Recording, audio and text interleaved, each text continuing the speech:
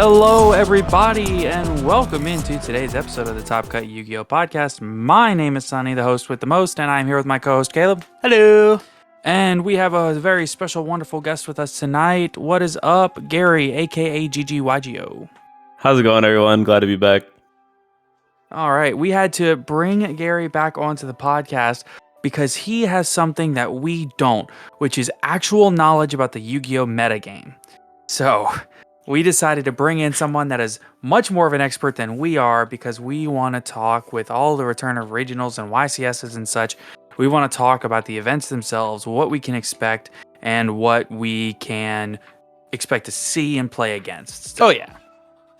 Okay, with all of that said, before we get too far in, we of course want to thank all of our wonderful patrons. So, a huge thank you to Austin Johnson, Salix, Kane Martin, Damian Zink, Marshawn Jones, Master of Isa, Mr. Herbies, Witchcrafter Main 2022, Zephyrus AD, Aaron Gardner, Anthony Leela, Appaloosa is a Floodgate, Dank Nugs, Dino Nugs, now with Dank DNA, Kevin Hugh, Mountain Man, Myth Oceanus, Owen Alvarado, Pig, Rudolph, Seth Sneaky Links, What Does Pot of Greed Do, Chris Myers, MBT's Hard Leg, Ray Powell, Slaking It Up, Sunny Sweet, and Zyphorus. Thank you all so much for your continued support of the podcast. If you want to support at no extra cost to you, be sure to, of course, check out our TCG Player affiliate link in the description down below. And if you want to go above and beyond to support the podcast, you can also check out our playmat for sale right now on ImperiumDuelist.com.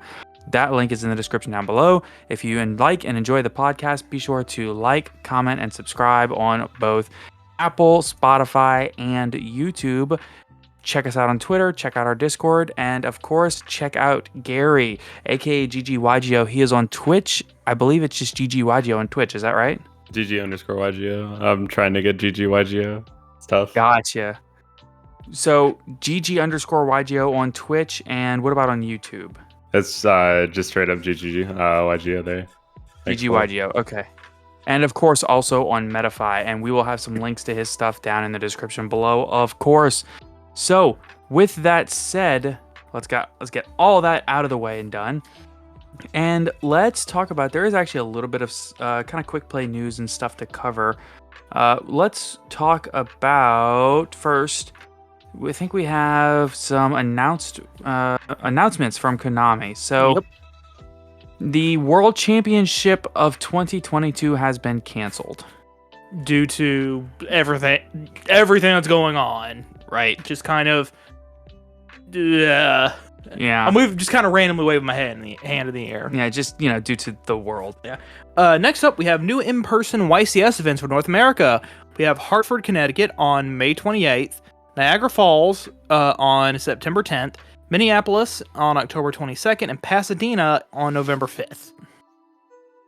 Cool. Yep, that's about it. So that's great. Yep, we won't be there at any of those more than likely, but it is cool. We're actually debating the Niagara Falls one, but some things would really have to break right for that to happen. Oh yeah. So moving on, we got some new product news. So they released the full product description for the 2022 Megatens, the 10 of Pharaoh's Gods. I have the whole thing right here, but I'm just going to go down to the bottom. Here we go. It also includes 7 new cards, so 7 brand new cards, as well as all-time great cards from years past like Ghost Ogre and Snow Rabbit, Ash Blossom and Joyous Spring, Lightning Storm, Nibiru, Forbidden Droplet, Red Eye Star Dragoon, and more. So it's already pretty stacked with the reprints, I think.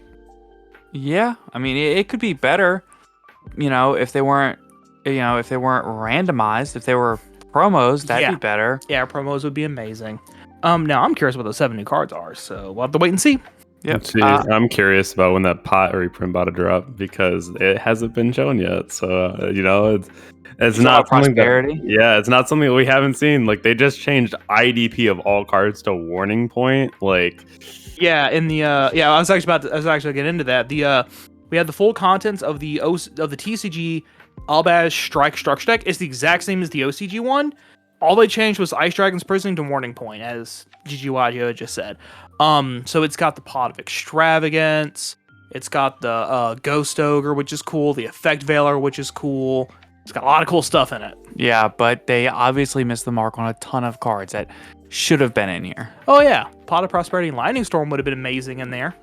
Yeah, I mean, especially Lightning Storm, because that's already been in a structure deck over in the OCG. yeah. So Lightning Storm was in the Cyberdark structure deck in the OCG, and I think we got.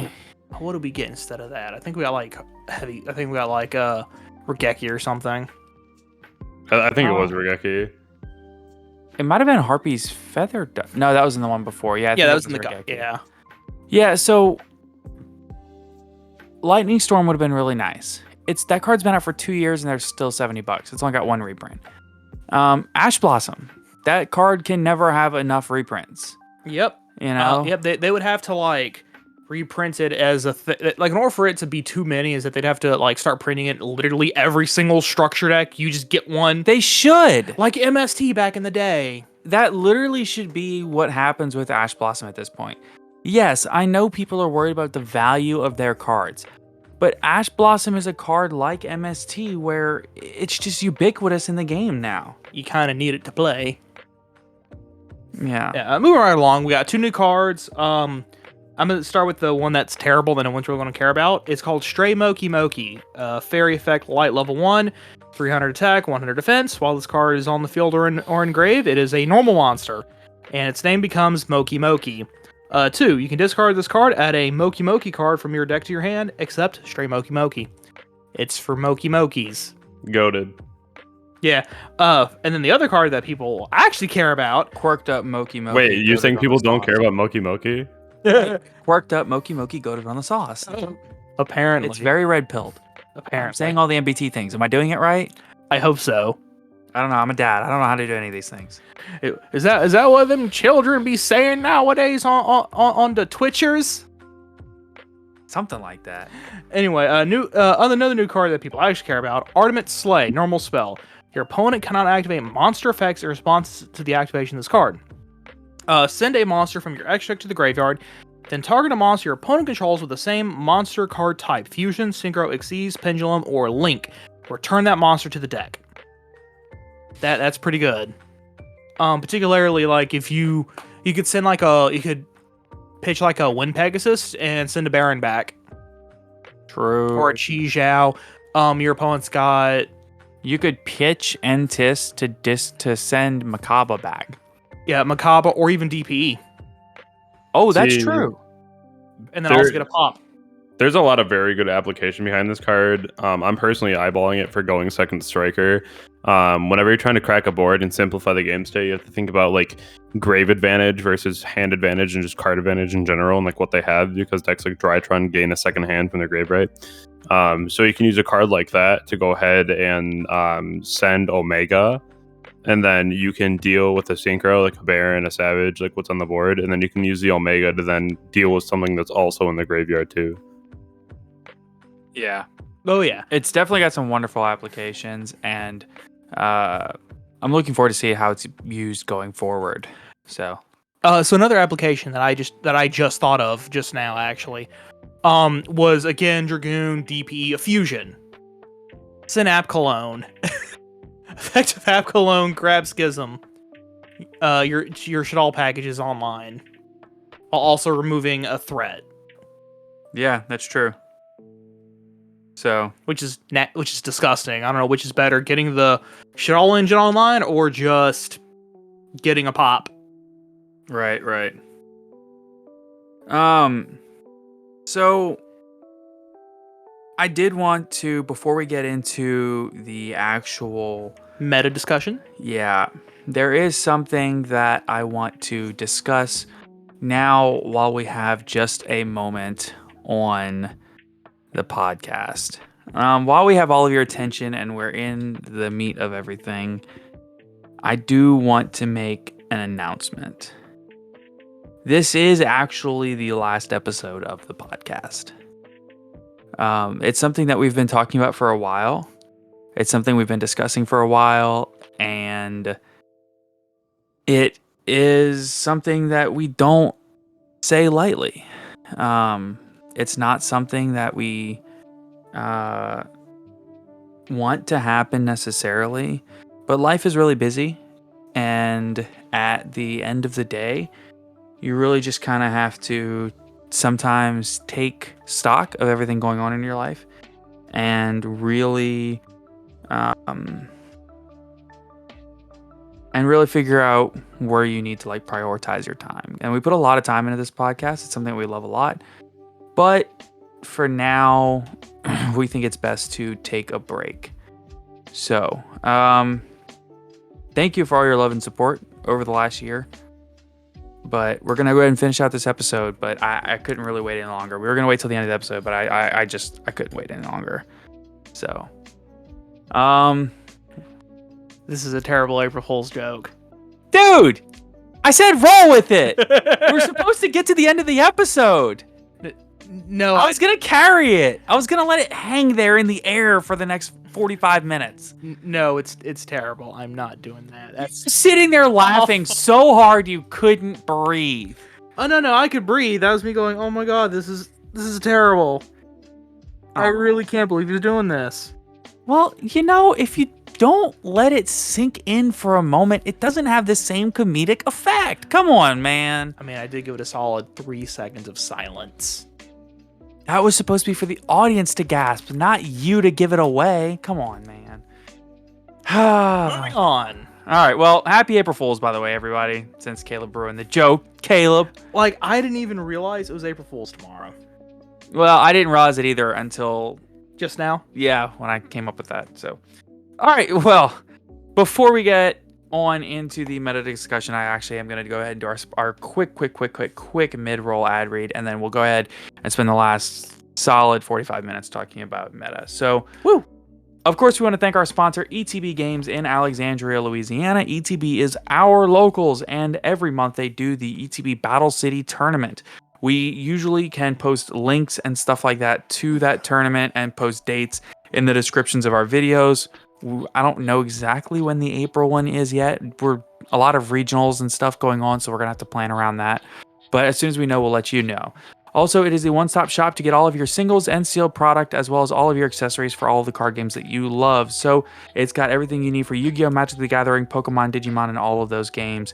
As well, it's got sleeves, deck boxes, binders, and play mats, whatever you need, as well as figurines, both painted and unpainted, as well as the paint if you want to do that yourself, books, tabletop mats, everything you need for tabletop gaming, and a great place to hang out and play video games. So if you're interested in ETB Games, be sure to check them out. The link is in the description down below, and let's get back on into the episode. So I want to take a minute to talk about the meta, and I know that we haven't really done a full meta breakdown in quite a while, but I think that this is a really appropriate time to do it. Especially considering that we're going to a regional, like, as of when this episode airs, tomorrow.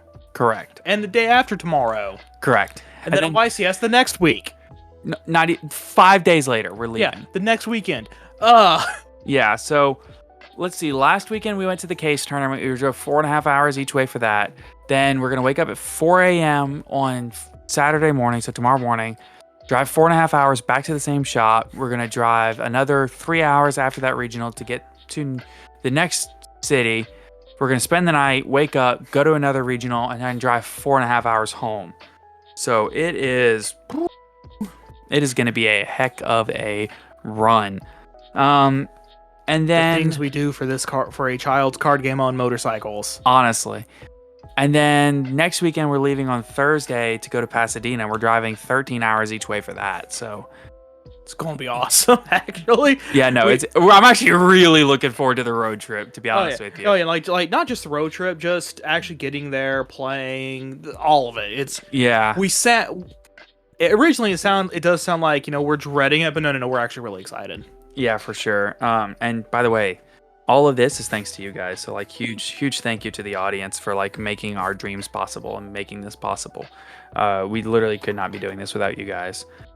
But I want to talk a little bit about the decks that we plan on seeing heading into these events. I want to talk for a little bit about maybe the techs, the things that we are playing that we could see other people playing at the event, maybe meta calls, whatever we think. I want to make basically predictions for these events, both the regionals and the YCS, because like I said on the last episode, this is actually true. This is not a joke.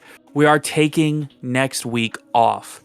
There will be no episodes next week except for the Patreon episode. We're still going to put that out because I'm sorry, but we can record those in advance. Yeah. So, like, not only that, we're going to get back Monday, like 1 a.m. Monday morning. and then I have work in like 6 hours, and then I work usually like 10 to 12 hours a day. So it's going to be like a nightmare.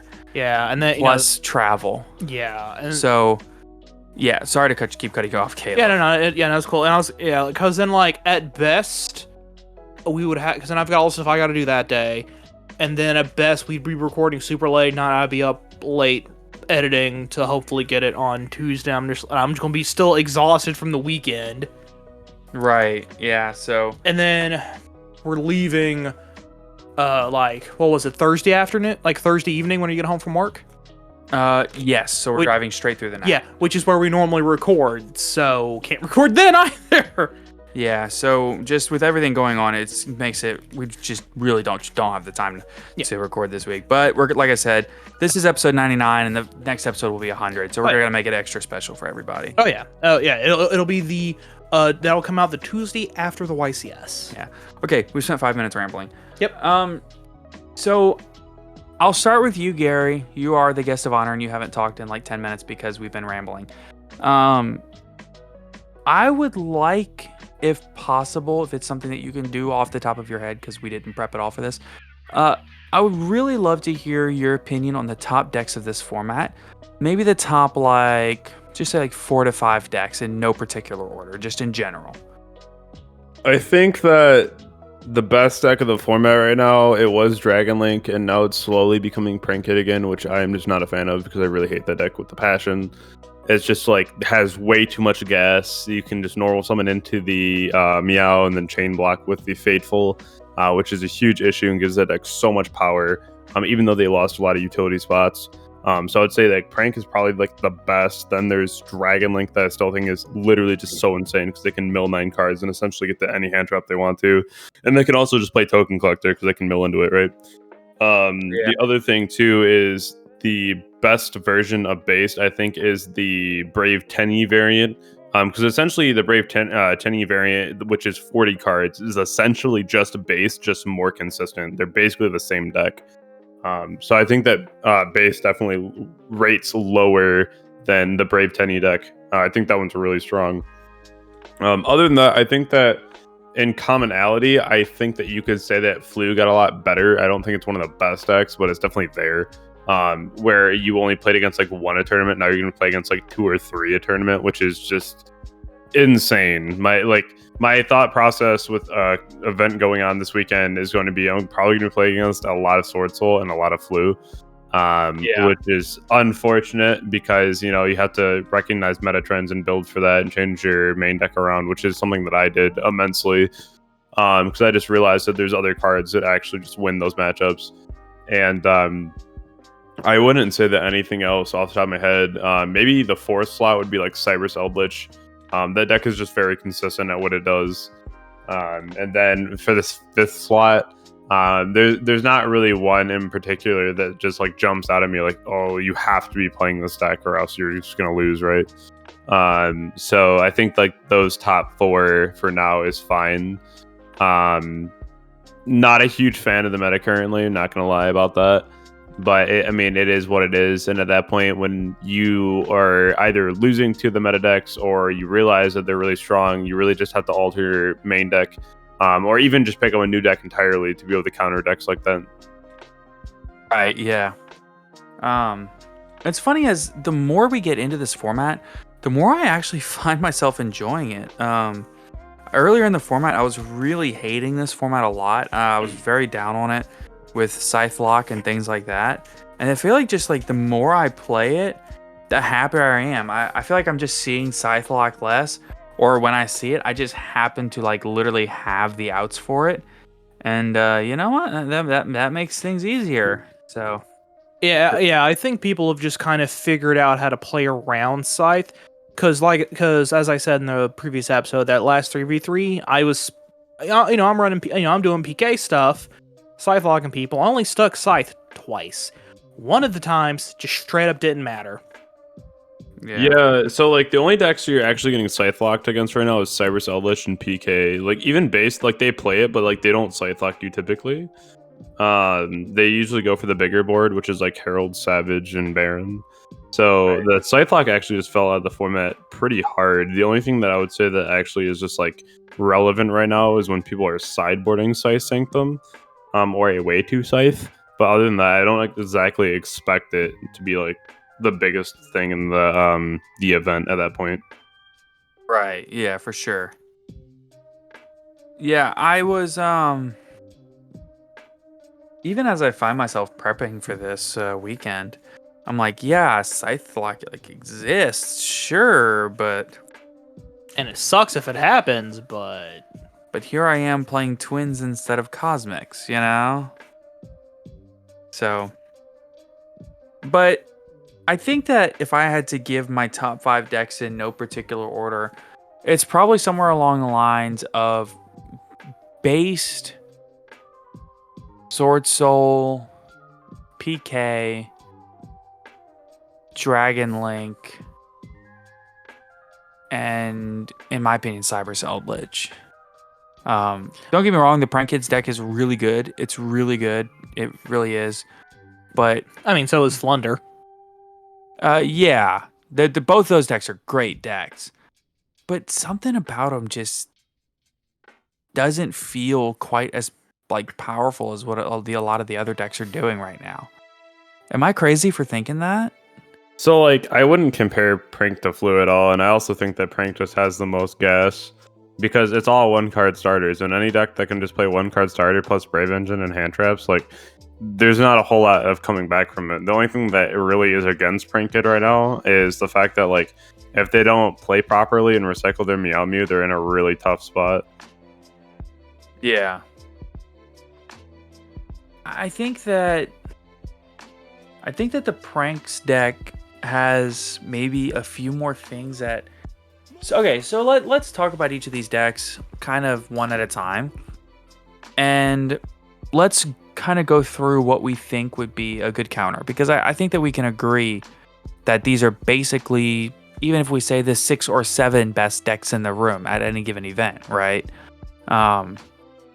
That's still a lot of diversity and a lot of things that we can expect. But at the same time, there's a certain level of understanding that we can gain from all of those and help and work towards tailoring our main and side decks towards the meta that we anticipate, right?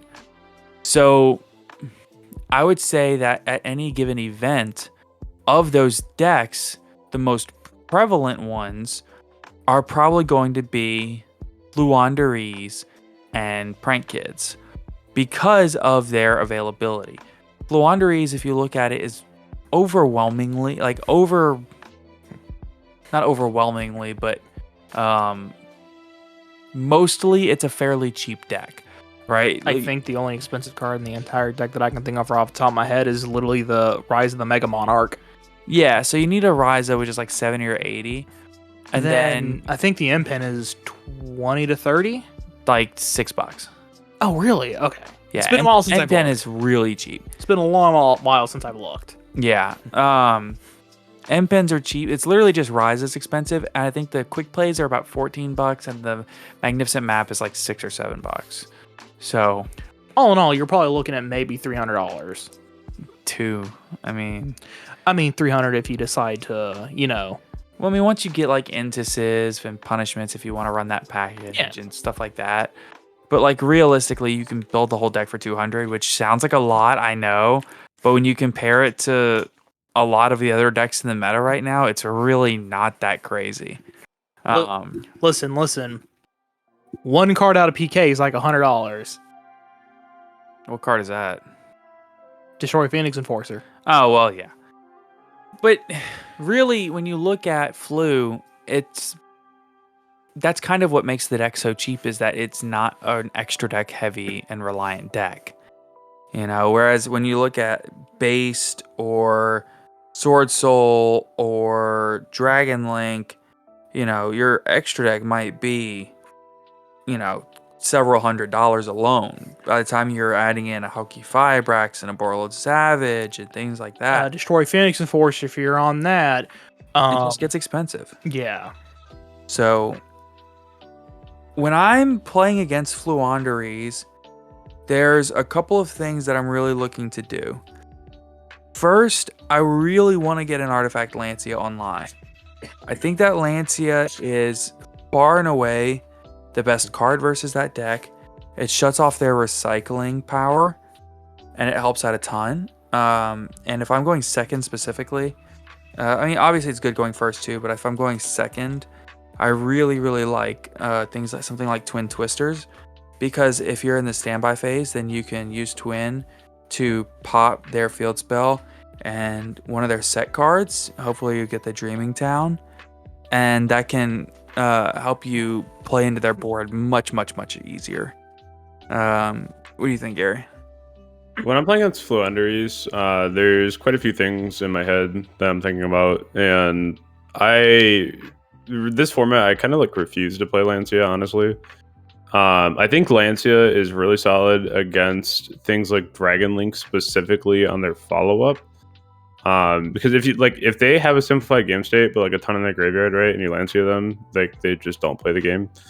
But if you're in a situation where you're playing against like Fluanderies, I just have like specific cards on my side that I'd rather put in over those, and I feel like Lancia just doesn't hit enough right now, like where I focus more on intricate spots to just nail a deck, and that's where like my hand trap series come out from, right? And I feel like those specific interactions versus blanket effects are so much more impactful, because it can cut people off in a very weird position where they might not have been stopped before.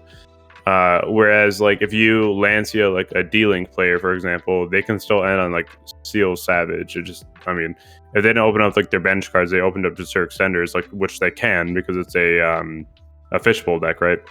And it's just something where they don't need a whole lot just to do a lot. They also play several hand traps, and they can just end Seal's hand trap and they won't die that turn. So like for me, I don't really love the Lancia. When I think of decks like Fluanderies, looking at my main deck right now, I have Bell, Ogre, Imperm Ash in my main deck, and I just know that those hand traps specifically answer that like really nice.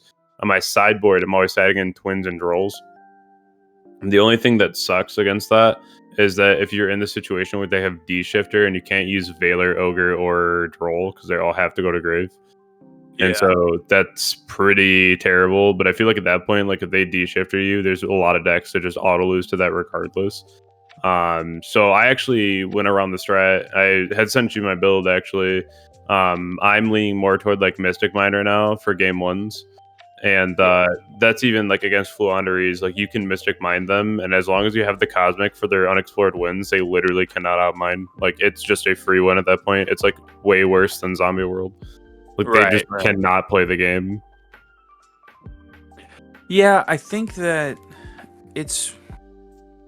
there's a lot of things that hurt Flu, but you just kind of have to be aware if you're not on some of the blanket effects like Droll and Lancia, which both hurt the deck. You really have to be aware of what you're hitting, right? So, for example, if I have Ghost Ogre, then I'm activating it when they activate the effect of the field spell on field, right? Or, honestly, if I have Ash and they have if they normal summon any of their birds and they don't chain block it, I'm ashing it instantly. Because a lot of times if you ash them, if they don't have Book of Moon or the quick play, a lot of times it ends their turn. I had that happen at the Case tournament over the weekend, which granted he had a less than stellar hand, but still. So Ash doesn't even care about Book of Moon or Advent, it's Imperm. Because you're absolutely right. That's the reason why I like Bell versus Fluanderies, is you're not specifically siding in Bell or playing Bell to beat them, but if you're able to Bell their Stree, then they can't dodge with Advent or Book of Moon, which is really impactful because then you force them to have the map, and if they don't, they just lose. If you have Imperm though or Veiler, you should be waiting for the Empen, because a lot of decks only play a 1 now. Like that's like the new meta, right? Is just playing the 1 Empen. And Yeah. so it puts them in a really weird position. So if you imperm their Empen, they don't want to get rid of their 1-up boss monster in their deck just to get a Dreaming Town, just to try to resummon an Empen. Because at that point, it's just kind of like useless to do that, right? Like the only thing you're gaining from it is the potential to like book their board, which I guess is fine, but you're also losing like your number 1 hitter. So a lot of times if you imperm that, you're forcing them to say like, okay, either you need the map or the Dreaming Town, or you're just going to let your impen get impermed because you're not book mooning it, because then you would lose it for 2 turns, and you're not doing that. So if you imperm like the Eglin and they have like the Advent or book, then you're just wasting an interaction with them. But if you wait for the Empen, like the actual one that you want to hit, then at that point they're just not able to do a whole lot. Like they have to just pass in the Empen. Plus they don't get the summon to go to the wind barrier. So the only thing you actually have to deal with is an Empen and no Dreaming Town. Yeah, that's a really good point. It definitely is. I think that part of the blanket effects discussion can also be broken down into deck choice. I feel like that's a fair assessment to make, because if I'm playing a deck like Striker or Eldritch, for example, I don't really want the turn-ending blanket effects quite as much as I would want something where I can hit something a little bit more specifically, because to me, a turn-ending card doesn't do a lot when you're not necessarily gonna go for broke at the end on your next turn. You know what I mean? Is that I mean, I feel like you think that's a fair assessment. I get the logic where I talk to some people and they're like, I don't want to play cards like Droll and Striker because you can't OTK the next turn. But like, here's the thing about that, right? Like, you want to get the game state just simplified ASAP. And cards like Droll, it's not even the fact that you're playing it just to like stun your opponent. You're playing it for the sheer fact that if I'm playing against like Fluanderies, I just know that they have the ability to outgas me very fast, and they have a lot of things that chain block and dodge, which is terrifying to a deck like mine, right? Because like all I do is target. So at that point, I have to be really smart and just say like, okay, like I know that they have things that can really get around me. So I need to have these blanket effects that really do allow me to just shut them down the entire turn. Even going in game 2 and 3, I'm siding in like there can be only one. That's a card I've actually debated throwing back in my sideboard. And even if I'm going second against that deck, I'm still siding it in, because the second it hits the board, they can't out it. That's another thing they really can't do.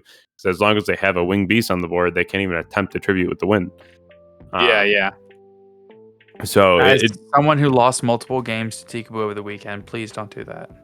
It's so good. And I think that's another card that people underestimate right now, because everyone's like, oh, let's not play Floodgates. It's a horrible idea. But you got to think about it. Like, as long as you have like the out for the Draco back, like people could still play Eldritch right now with triple skill drain, as long as they had the conch ready to go on the token when they activate Draco back. Because other than that, like if you play against Based and like you clear their Draco back and you watch it go to the graveyard, if you mine them after that, they don't have an out for your Mystic Mine. Like they don't. So like there's so many decks right now that like they don't have the out. So if you have cards like there can be only one, you just auto win those games. And that's something else where you can kind of determine that as more of a blanket effect. That's more of a floodgate rather than a hand trap. But to me, it still falls under like a similar category because it still stuns the game state. But it's one of those things too where I really do like the blanket effects, but I feel like certain ones are just not as great right now. I think Droll's great. I don't really like Lancia. And then, of course, if you can play D-Shifter, you're going to play it. But there's only one deck, so sadly, it's not going to get banned or like hit on the ban list in any way, shape, or form. Because it's kind of like Harpy's Featherstorm, right? Like that card is insane, but it's only insane in a vacuum because there's not a whole lot of decks that can actually use it. And like once that deck is gone, we're probably not going to see another deck that can use that for a long time. So it's kind of an unfortunate situation, but like decks like that get rewarded by those power cards too. I have to ask, you mentioned Tikaboo being a floodgate, and I think we could agree that Droll and Lancia are also more or less floodgates, right? Are you talking about Appaloosa? Is Appaloosa a floodgate? No, it is not. Thank you. Okay, it's a say monster no more. negate. It's literally a monster negate on the board. Like that is not a floodgate. Okay, that's all I needed to hear, bud. We're still friends. Good to know. Yeah, like like I've been really thinking about that actually, real quick. Oh no! Don't tell me the brainworms got to you too. No. In order for Appaloosa to be a floodgate, Okay. its effect would be that your opponent's monsters cannot activate their effects. Correct. As long as you stay on the field. That's like MPIN. Like MPIN's a floodgate. Appaloosa is not. Like they're very strict differences, and Appaloosa is not a floodgate. There was actually people for a long time that wanted Appaloosa banned, and I thought it was insane. But it's just don't like get me wrong. I still know some people that want Appaloosa banned. Don't get me wrong, she's a good card. So okay, I'm gonna give you this argument and just like be done with it, right? Like drop the mic and walk away. Saryuya. What about Saryuya? Saryuya Turbo everything. Do you remember when everyone was just like, this card is the end of Yu-Gi-Oh! It needs to get banned. This is insane. Like, why do you just draw so many cards? You can loop your whole deck. Like, this is insane. You can keep some. I don't remember that because we were not playing the game at the time. Gotcha. We don't even know what Saryuya does. Exactly. You don't know what it does. Saryuya Skull Dread. So this was a card that allows you to draw 4 and put back 3. And they kept looping it in the Crusadia Dragon deck. And they would summon 3, and every single time you summon, you can like summon 1 from your hand and then keep drawing. And everyone's just like, this is the end of Yu-Gi-Oh! This card is absolutely broken. It needs E-ban. And like, you don't even know what the card does because nobody cares about that card anymore. Like, that's kind of crazy to think about. The only reason why I know what that card does is because back when I first got in the game, that was the first Link 4 I got access to because it was $1. Wow, just wow. And then later I got a good one like Unchained Abomination. Of course. That card's actually fun, okay? Okay, See, so I know all the listeners are going to know what I'm talking about there too. And they were like, wow, yeah, that card's like, who even heard of that card lately? Like, it's so out of the meta and out of the way. Like, it's just crazy how fast people are like up in arms about a card when it comes out. And then it's good for like a format and it's gone. Right. Yeah, so that's great. I appreciate you not having the brainworms. Thank you. I like that. So we've talked extensively about Fluanderies. Let's talk a little bit about Prank Kids. And I promise I'm not just targeting Fluanderies and Prank Kids because they're the matchups I'm least familiar with and need help going into the regionals. So, man, calling yourself out like that. I said it's not. I promise it's not. I said pretty clearly that that's not what this is, even though I would love to know, Gary, where should I stop Prank Kids? So, first of all, just so everyone's aware and you can kind of put it out there, what deck are you playing for the regional? It matters for me giving advice. Stortzel Tenyi. Okay. So, do you also like my current hand trap lineup? It matters what deck you're playing as to what text you use to out a deck, because like I can't tell like a PK player to be like, okay, you should play Lancia. Like that would just not be smart, right? So it really varies on how you go about these certain decks. But telling me to be quiet because he's a PK player and he's playing Lancia. Continue. So you have a better opportunity when you're playing Sorcerer Tenny against things like Prank Kid, because you don't really care about the destruction effect as like for say I would, right, with like Burner or whatnot.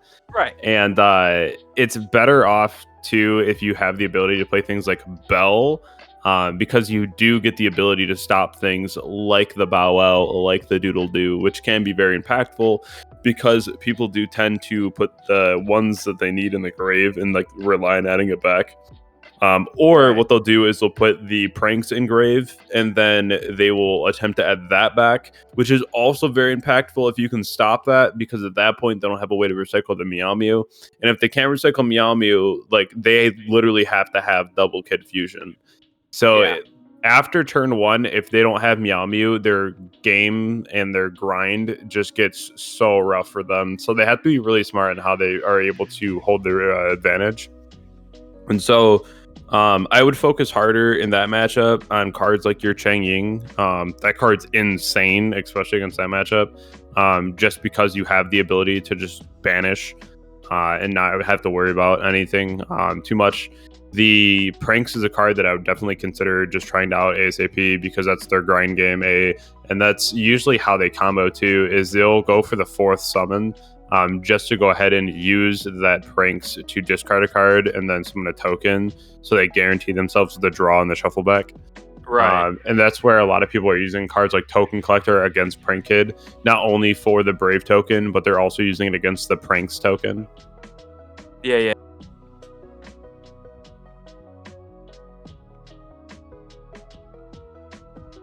Another reason why I'm saying like your build, it definitely matters on like what you're playing. So like even against like Prank Kids who, I'm a big fan of Droplet. Because that's another one too where their end boards currently are like a DP Bow Wow Kid, and then Set Pandemonium, and then maybe There's an Griffin. issue with Droplet. The issue being I am poor. Yeah. Well, just for anyone listening to, Droplet's insane against that deck. It literally just shuts it all down because they don't even have the window typically, because like they'll wait on their Bow Wow. They won't just shotgun and standby phase. So they just drop it immediately, and then it's just shut down. You can actually pop their cards from there. But like Bell is really solid against that matchup. Ash, kind of lackluster, not insane. I still like it though against the Fusion Destiny in that matchup, because usually you're not able to Ash the Kid. But if you can, that means they didn't open up their Brave engine, or even if you have the ability to Ash or Bell their Enchantress, still very solid. Having the Ogre in your main deck, it doesn't really do a ton against that deck, but you still have the ability to hit the pranks, which is nice. And then always just impriming like the Doodle Do as well. I'm listening, I promise. I do like the ability in that deck too. You have cards like Shahana. Big fan of that card in that matchup too, because if you go So like nutty. Vishuda into Monk, then you can like Vishuda target like their DP. They go like chain DP. They blow up like your Monk. You chain the Shahana. Like on the new chain, and then you're able to pop another card. Like it's just so nice to be able to have that interaction against that deck. Siding in your twins, making sure that you're hitting the Pandemonium in the standby phase. There's a lot of ways to really shut that deck down, but it is unfortunate though when they're able to go Flood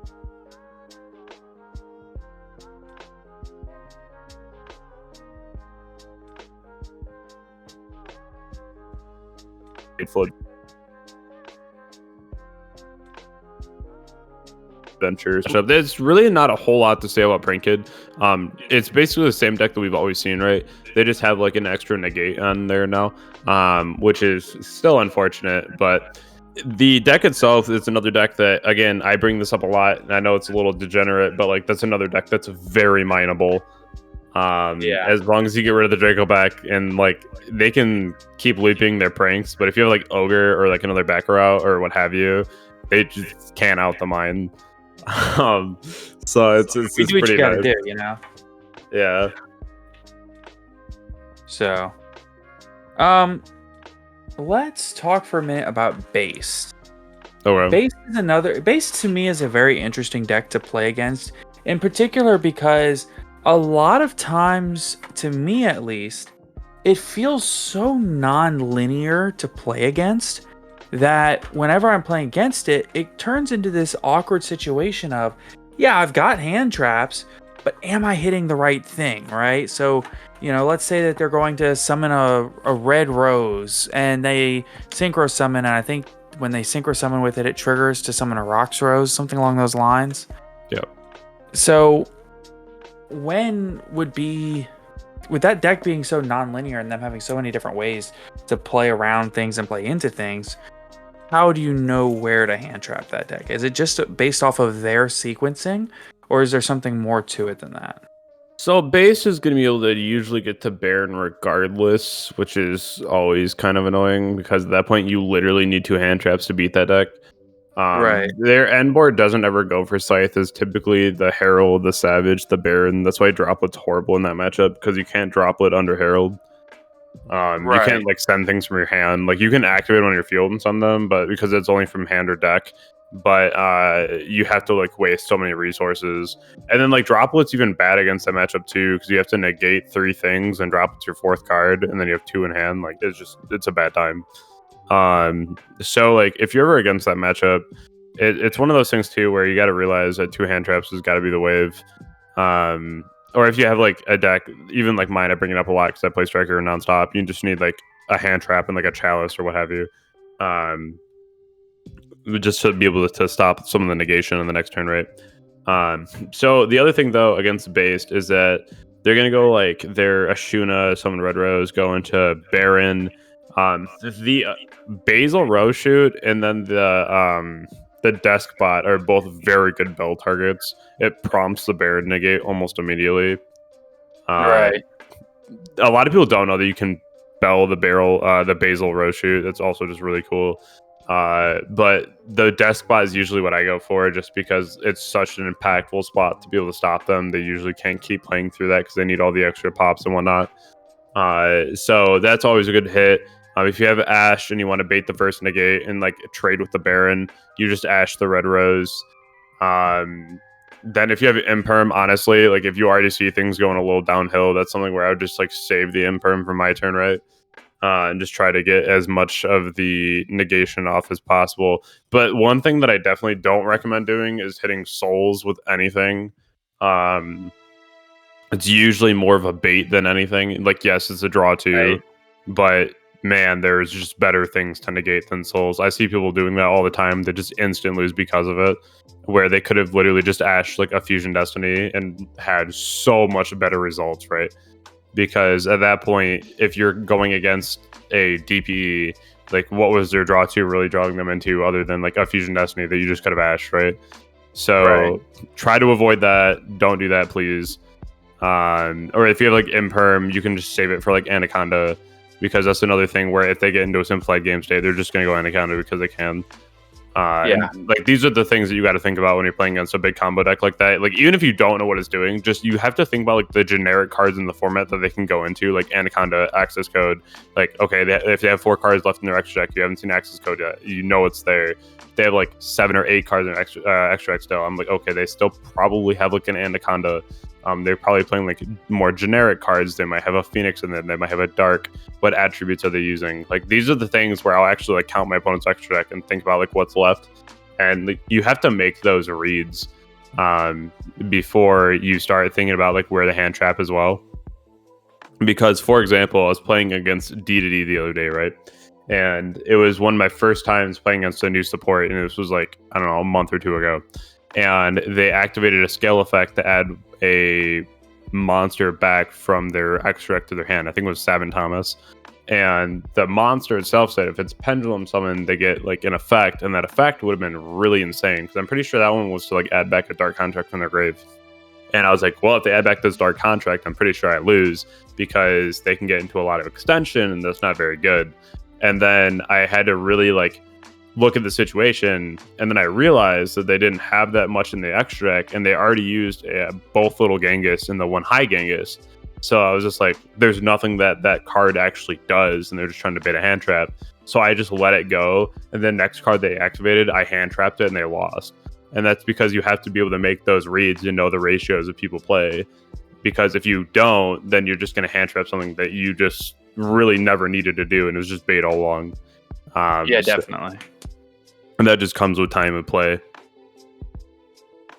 So that brings up an interesting point, which is how important it can be to know not only things like your opponent's.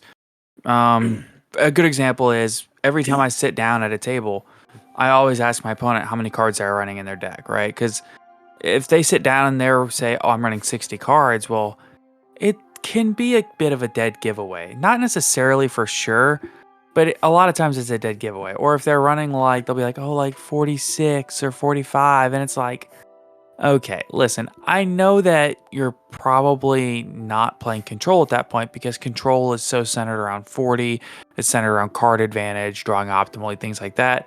Whereas a lot of times if they're playing 46, 48, 50, 60, that's when you're really looking at their running numbers, trying to figure out combos and stuff like that. So how many cards your opponent has in deck is valuable information, but how many cards your opponent has in extra deck is something that's always public knowledge. And a lot of times when they're getting really deep into their combos is really, really good information to have. Yeah, it's also just coming from looking at deck profiles like a lot. Like I scout the internet to deck profiles like every day, and just kind of see what other people are doing, and that's how I stay up to date in the meta, and that's how I like notice trends and like different cards coming in and out of decks. And I think that's really important, and that's something that a lot of people just don't have time to sit there and do, right? And just like research all this. But it is really important too when you can just look at your opponent's extra deck and be like, huh, you have 6 cards? And you can just automatically tell them out loud, be like, this is probably what these cards are. And it's something where it'll throw people off so hard because they're like, how do you know that? And you're like, I know what the deck typically plays, right? Like if you only use 1 break sword, I'm assuming that you have another break sword in there. I don't see a Levier here yet. I'm sure you have a Levier. Right. People only play 1 Zeus. There's no way that you can Zeus me here. Like if I see them attacking with like, I don't know, like a Levier, and I'm like, oh, this is bad bait because they have a Zeus in their grave. I know you don't have another one. You're just trying to get me to flip an anchor. So like, right. There's a lot of knowledge that you can gain off of that I don't think that a lot of people value as of yet, and they might not even know that. Like that's just something that from me having years of playing that I just know to do. Also, when it comes to deck count, like if it's anything over 50, you just assume that it's a pile deck. Right. There is like the 60 card Dragon Link deck that's running around too, so like that's also a variance in there that you have to be aware of. If it's 45, 46, I'm assuming PK. Anything at 42, I'm assuming that they're running like 1 or 2 bricks and they're probably playing some kind of DPE engine. And then anything at like 40 cards, probably going to side with you on that and just assume that it's going to be like some kind of control-based deck. Or just like your typical 40 card like Sword Soul mashup synchro plays, right? Right. So it really is a big deal to kind of track public knowledge and just kind of keep that fresh in your head. Also, like if you see your opponent add something to their hand, like you have to like make a just mental about note. to say that. It's really important because like I see people all the time that just throw and they're like playing around like a Nibiru and they go for like some damage and then they pass, and I'm like, you knew their whole hand like after they were done. And they'd be like, how do you figure? And then I'd look at his opponent. And again, this is like after they're done, right? Yeah. And I would be like, cloak, boots, fog blade. And he'd be like, yup. And I would just look at my friend and be like, you could have just killed.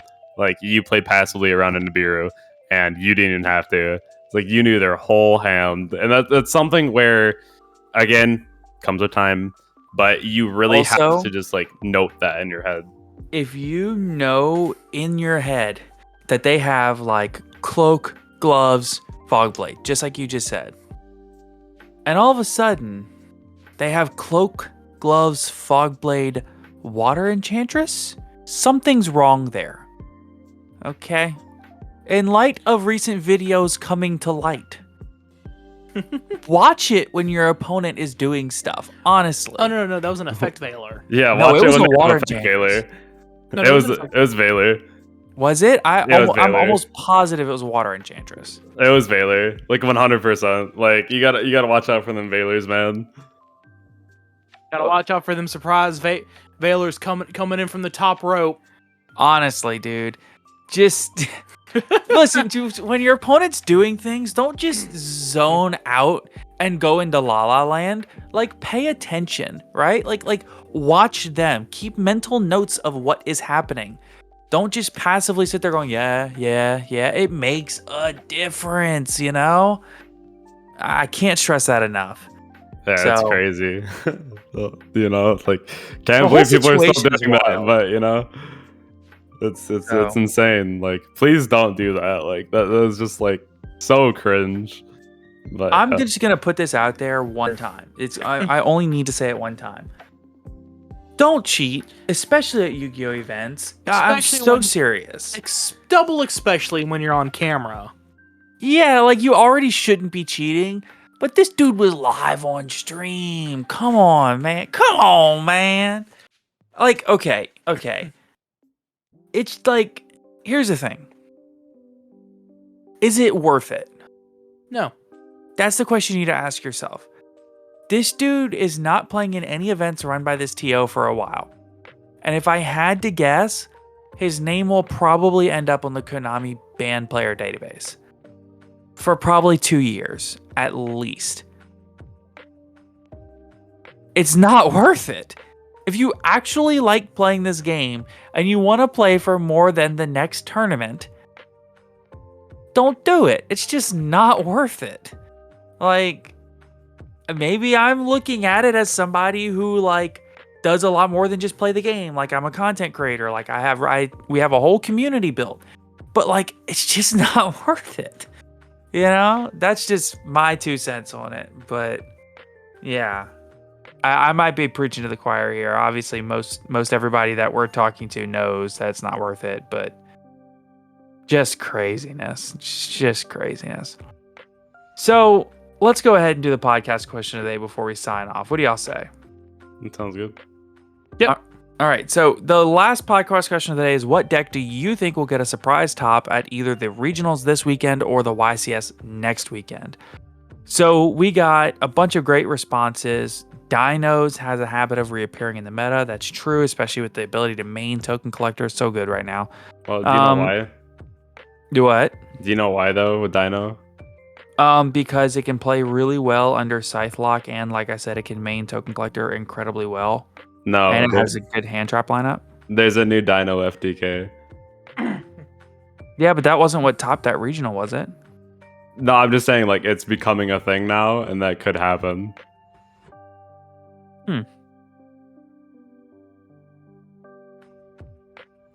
That's interesting. Salamangreat, DPE, War Rocker, Weather Painters, that would be an interesting one. Adventure Virtual World, that deck's kind of sick. Despia, probably just because it got so much hype around it. Adventure Fluffle. Fluffle did just top a regional in Texas last weekend. Altergeist, it does seem to pop up. Dinosaur again, yeah. ABC, that would be a cool one. Blue Eyes or Dark Magician, I doubt it, but it would be nifty. Plunder Adventure, yes. Oh god, yes. That would be so sick. I don't think we'll see it too much, but it would be so sick.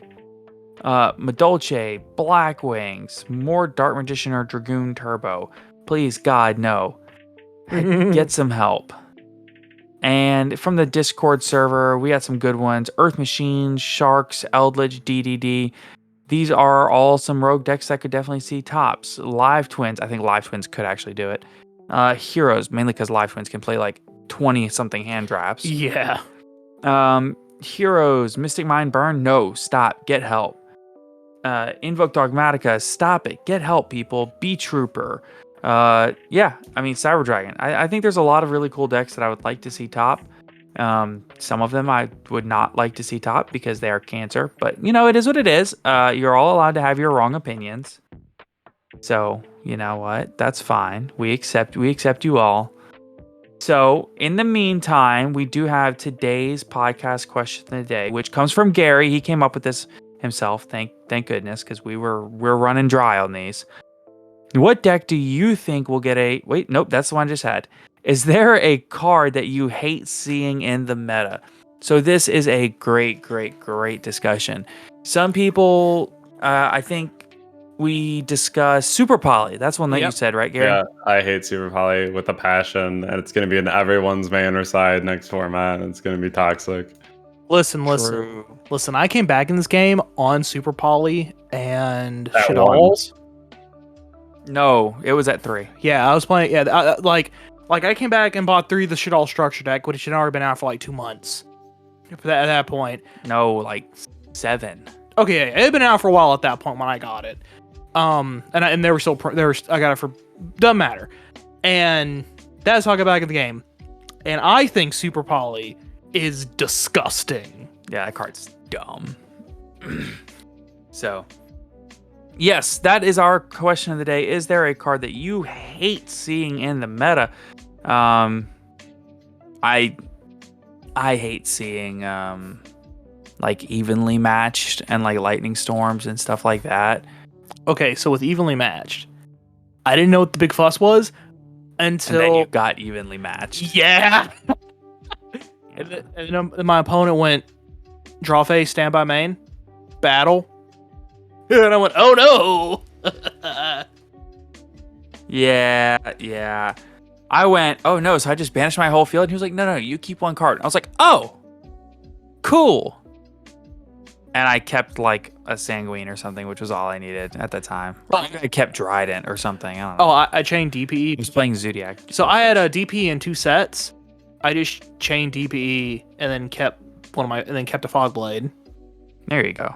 I don't think that there's ever a better feeling than being at table 2 at a regional and going standby main against a full striker board. And he goes, yep. And you go battle, and he chains 4 cards, and you go main phase 2.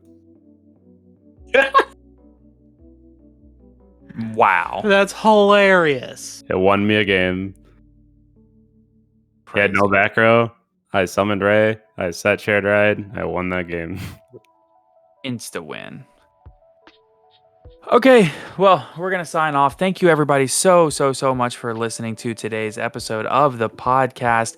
Remember, we will not be here next Tuesday or Friday. If you want your daily dose, you're going to have to find us on Patreon on Wednesdays.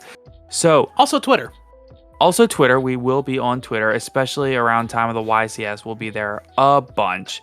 So, but in the meantime, thank you all so much for listening to today's episode of the podcast. Be sure to check out GGYGO on Twitch, YouTube, and Twitter, and Metafy.